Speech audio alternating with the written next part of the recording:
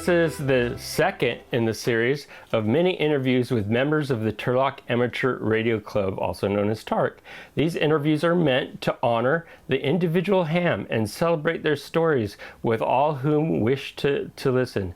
These interviews are on a voluntary basis, and the stories are from the hams themselves as they recall people, events, experiences of their ham history with the rest of the world. So, it's their story, in their words, and I'm sticking to it. Please enjoy this week's selection from Terry, KJ6DXT. And Terry is a member of the TARC, and these interviews were started as a recommendation from our president, Eric. So that's kind of our prologue now, and here we are, we're in your shack. So you've got stuff everywhere, little bits and pieces. I love it. It shows where you've been, what you've done, all that kind of stuff. Can you introduce yourself? Yeah, I was born in Long Beach, California, but we got a farm out in Idaho when I was just really young. And so anyway, my dad wanted to have a farm, so we had 180 acres in Idaho. And then when I graduated from high school, we moved back to California again, and been here ever since. So I've been in Patterson, and I've lived in San Diego, went in the service, I've been in the Navy, went to Vietnam 16 times with a cargo attack ship, and not much else to tell, just I've enjoyed ham radio. I think I got my license about 2009, somewhere there. I'm an extra, and it's just a fun hobby. Very long, varied career, both with your service to our country. Thank you very much. But I will have to tell you, I do like the taxi ride that you give us Marines, so thank you very much. When you first got interested in radio, where were you and what interested you? Well, my son's a colonel in the Air Force, and he's the one that got me interested. And well, he told me one time, get on such and such, whatever frequency, I don't remember the exact one, at a certain time. And I was there, and I heard this voice. He says, how tall is your antenna? And I says, well, it's about 50, 60 feet, I guess. He says, my antenna is 3,560 feet. I'm in a B-1 bomber, and I'm over Montana right now. And then we had a QSO for about 5 or 10 minutes, I guess. And then he called me again, and now he's over South Dakota and about 3 different states while we were talking. I said, is this legal? And I can't remember what he said. That was my best QSO I've ever had. Absolutely, with your son and with an airplane and with that high, that's excellent. And no problems communicating with him through that. No. And that was on your radio over here? Yeah, well, I had a different radio at the time, but it was HF, yeah. Awesome.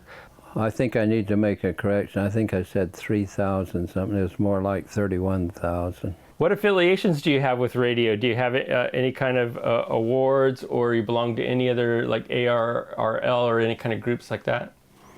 No, not yet, but I would like to. I try to get on a lot of nets with T-Cares, and I do have GMRS license. That's fun. Let's see, who else? Well, of course, TARC. I love that club. I love everything that the president's doing right now. It's been really a fun thing this last couple of years. So you are on a lot of nets. I listen to a lot of nets. Sometimes I get on, sometimes I don't. But on Sunday nights, you have a net. What's the net that you have? No, that's the North Stake Emergency Communications net, and that's through our church. And KM6ARR, Don Stevens, is the leader of that. And we do a weekly net just to see if our radio's working. We can talk to Groveland. That's part of the geographical area of our stake. Groveland and Salida, it's a big area. You have a lot of people on that net. Yeah, there's probably 40 or so that check in every. Now you had an exercise here at your home just last month, didn't you? Oh yeah, they had. We've had several here. Don sets up a quarterly event, and they're all different, but we always end up with a barbecue right here. Sometimes we're using he's using the net to teach people how to change frequencies. Right. He may send them out to do a funny little thing. Go see at Perco's what's the size of the tire on that tractor over at Perco's.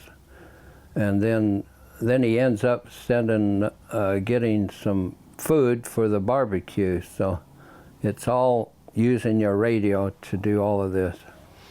So that kind of teaches you how to use the radio in an emergency type of situation. Right. You have a setup for all that. Are you on power or are you on battery out here? Yeah, right now that I'm on a solar. The solar system's in that corner, and then I've got an inverter there, and it's coming through this little power supply right here, and then it's. I'm using this radio here.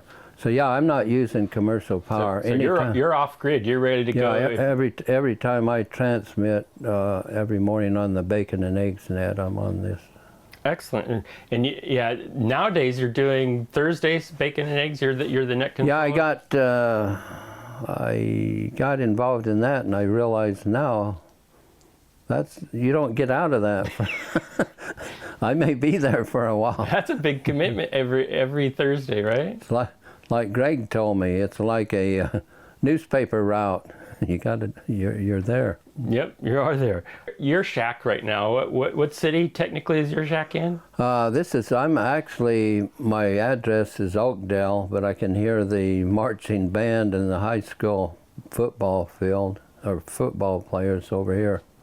So I'm close to Riverbank, but my address is actually Oakdale, the cowboy capital of the world, I might add. Which do you prefer, Oakdale or Riverbank? Well, I kind of like Oakdale. Sounds a little better, but we've got a lot of new stuff now. Right. New Costco, whatever. Yeah, I hear people in Oakdale are jealous of Riverbank now because of all the amenities, right? Right. They got to drive out of Oakdale to get something. In-N-Out Burger. In your ham career, did you have a mentor? You spoke that your son, who's in the Air Force, kind of prodded. Was there anybody else that helped you and mentored you into? He was basically the big influence in my life because he told me how important it was, in an emergency, and he's the one I think that was more of an influence than anyone else. And he's near Las Vegas? Is that where he's at? Well, we talked to him a lot in Las Vegas back and forth, but he's retired now from the Air Force, and he's back in Louisiana right now. And you have a big family. How many kids do you have? Yeah, I got 5 brothers and 5 sisters. 11 in our family. And then your kids, our family, we've got 5, and we've got 27 grandkids and 7 great grandkids. I can't remember all their names. Oh, I was going to test you, but no, not on the air. Not even their birthdays. Forget the birthdays. Oh, it's too many, yeah. So, and your other son, TJ, is also involved in ham. Yeah, I've been talking to him about it for about 10 years. He finally jumped on the bandwagon, and I think he's liking it. He seems like he does. Yeah. Has he got a new antenna since? Not that I know of. I think he's saving up for a radio and whatever. Yeah, and we were lucky enough to have him invite us up to his place this last year for field day. That was absolutely fantastic, a great place, and he was a gracious host. So. Yeah, that was a fun field day for me too, to rub shoulders with my son and all of the club. That was. I think I have a picture of you in action though. I was probably asleep. Yeah. I was supposed to be helping with the breakfast, but you did help with the breakfast. Yeah. It was after that you needed a nap. I think I turned a few, I don't know, pancakes or whatever. I forget what we're having. Yeah, good stuff. Your current call sign we already talked about. Have you ever used any other call signs? Is there a vanity call sign that you may want or anything like that? No, as I think about it, I couldn't get a better call sign because I didn't know anything about call signs, but as I learned the hobby, KJ6 DXT, that's DX is long distance. Right? Hey, all right, I'll keep T, that you one. could say transmit, right? Yeah, long distance transmit. That's Or either excellent. a long distance Terry or whatever. Oh, right. Do you recall your first QSO? Yeah, actually the first one I had was, and it kind of jumped out at me because it was KJ6 ART. I said, man, that's like my call sign. It was Spencer Boyd. Excellent. That was my first one. And did you know, did you set that up, or it just, no, Spencer was listening and answered you? It was just there, you know. Were you a member of the club then? Was it? No, I probably wasn't even a member. Okay. But I don't remember what he said. It was just chit-chat, you know. Hey, you're new on the radio, and, you know, I'd just barely got my technician, so. And that was, you said 2009? Yeah, about 2009. I asked you this earlier off camera, but you don't keep too many QSO cards around, but you did have a story about a QSO card? Well, I probably shouldn't admit this on the air, but We talked about the statute of limitations is gone on that. all right, well, I did have a funny channel in CB radio, and I didn't know what I was even doing, but I was on a farm out in Patterson. I backed down into a stream. I had a whip antenna on the back of my pickup, and I was talking to Australia, and a field foreman came over and says, "You're not talking to no Australia. That's not, no, there's no way." And I says, "Well, we'll see. In 2 weeks, they said they'd send us a postcard and some logos for our hats, and 2 weeks later we got it." And I says, "Here's your logo and your for your hat and card." And he said, "You were talking to us." But it's not recommended. Get on ham radio. Isn't that part of the spirit of ham? You have to kind of improvise, adapt, and overcome, and hey. Well, actually, CB was a part of me wanting to become a ham radio operator too, because we're using it on a daily basis, you know, at the farm and whatever. Here's your ham shack, right? That's what we're here for you to show us all your stuff. And why don't you show us some of your equipment, and when you get to it, tell me which one is your favorite piece of equipment and why. Well, I kind of like this Yaesu. I don't have the model number in front of me, but and this was gifted to me from someone in our club. I won't mention his name, but this has meant a lot to me because of who gave it to me, number one. And I think this is my favorite. I do like my 7300 as far as HF. And what I like is playing with the antennas. I probably unhook them and hook them up too much, but this one happens to be this is called a Tiny 2, and my brother-in-law and I built this Tiny 2, and it's a directional. And now he's a silent key. So this antenna is up about 15 feet, and it's pretty dear to me because of who helped make it. This one is this is just a J-pole that I bought, and it's out set up on the right-hand side out there. This one here is a flower pot antenna, and it's up about 15 feet. These are all UHF, VHF. And then you get over there, of course, I've got the TID handheld. That's fun. And then I've got Bofang and that's fun. And I use those for GMRS a lot. And then I've got one in my pickup that's a Yaesu or a Bofang Max, and I use that for GMRS too. The 7300, I've been really happy with that. That's been a good radio. As far as HF, I think that's my favorite, and this is my favorite for VHF, UHF. Excellent. I've used the amplifier a little bit. I don't like having to reset the plate and the load so much. When you go from 80 to 40, you have to reset everything, calibrate it. I do have a cheat sheet where I know where to set it, and I don't have to figure it, but I think I'd rather have a digital or whatever they call it with no tubes. And that's basically most of my stuff, I think. But I don't think I need any more stuff. We talked earlier, you do have a lot of antennas. How many did we count earlier? Can't remember how many you count, probably 6 or 8.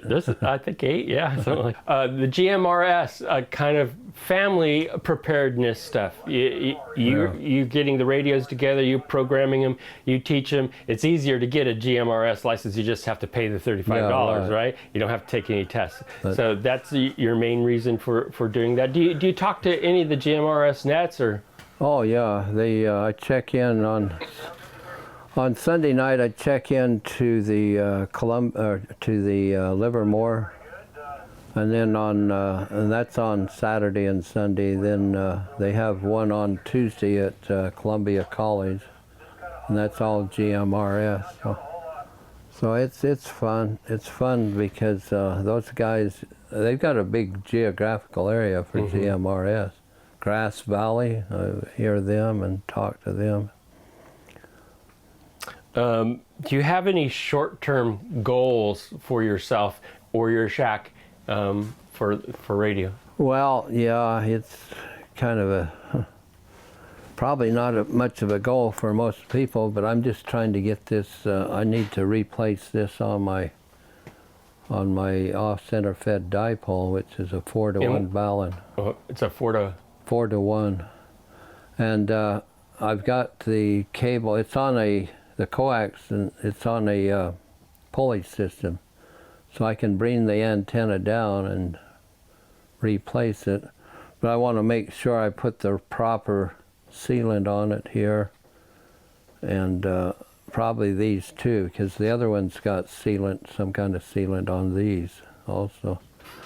So that's my short term, and that's kind of a funny little goal, but it's something I got to do. And right. I have to figure out when I put the antenna down, I can't have I can't have equipment going around. I mean, it's kind of I have to decide when I can do it.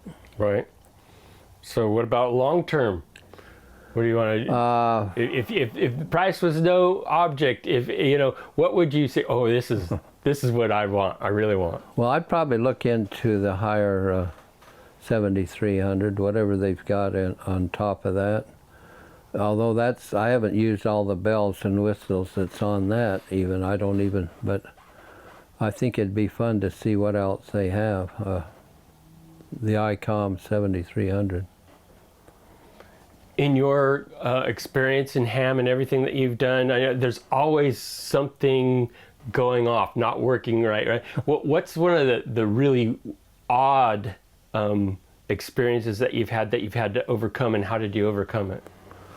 My son that's in the Air Force, he basically, he was at Nellis in Las Vegas, and we were talking HF radio almost every day, back and forth. I'd send him a HF radio and an antenna. But he can't just put up a dipole in the military base. So we tried to figure out how are we going to be able to get a good signal. He come up with the idea of just laying it up on a wall. That's all he did, was lay it up on the wall and stretch it out. we got great signal. Excellent. I don't know what was in that wall, but it sure worked. Right? It acted like just... Yeah, it's like something was just it's magic, you know. Excellent. Anything else that you want to tell people about yourself, about your radio, about your shack that... Well, a lot of stuff in here my grandkids put up. I've got a ceiling of classic car events. I got a 56 classic car, a Bel Air, and a trailer, a Shasta 56 Shasta travel trailer, which I use in parades. I love to do parades with it. But they put all of this stuff up, and as it turns out, it's good insulation. I mean, this thing, it stays pretty nice in the winter and pretty cool in the summer. So anyway, some of the awards I've got is over in the shelf there with the for the classic cars. And then I did have a train at one time. It was, I don't know if you can see this, but this was a train that I helped make, and I had a professional welder weld it. And it's on the internet. You can find it on the internet on Facebook. But I could take 16 kids at a time on this train, and it was built out of a lawnmower engine, you know, a lawnmower, riding lawnmower. And then it's called the TJB Express, and we had the coal car and the animal car, a lumber car, caboose, and that was a fun thing. But I sold it about 5 years ago because of liability issues. So other than that, I just enjoy old stuff. I enjoy up on our shelf there, we had a lot of old bottles that came up when I was actually plowing the field. Old bottles and stuff came up, and my brother, he gifted me something the other day, and this has got to be old. I've got to look and see how old this thing is, but he gifted me this, and I like old things because I'm old, I guess, but anyway, I enjoy ham radio. Something I can do for the rest of my life, I think. Well, you have a great attitude with the radio. You're always on with the banter. You're on the radio a lot, and so you help out when other people are asking for that help. You're ready to respond. Just like the other week, there was this gentleman on his little Lark scooter, and you and Don were ready to jump in and help out at a moment's notice to help find that gentleman. So I have a lot of admiration for you and what you do and your shack. It's a great shack. Thank you for inviting us here. I really do appreciate you sharing. Thank you for coming. Now let's go to Pizza Plus.